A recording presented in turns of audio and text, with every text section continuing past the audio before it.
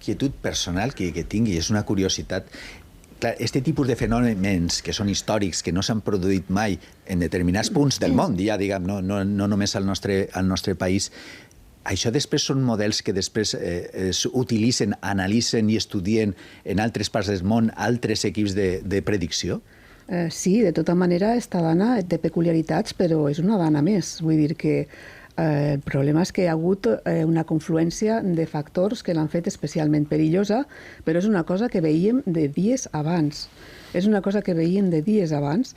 I aprofito per així també dir que això jo crec que ens força a tots a fer una reflexió col·lectiva.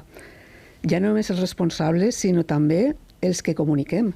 Perquè està clar que, sabent-ho com ho sabíem, no vam ser capaços de fer arribar a la població el risc que hi havia.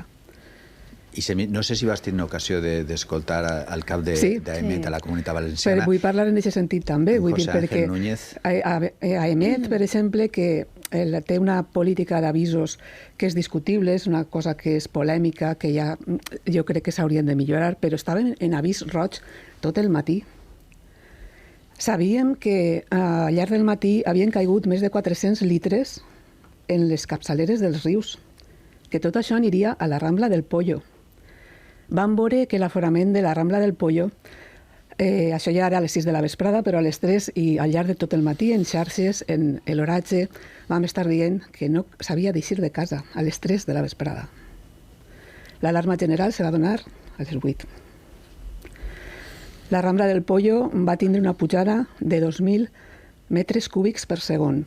Això és a les 6 de la vesprada. Això és 4 vegades el cabal normal de l'Ebre.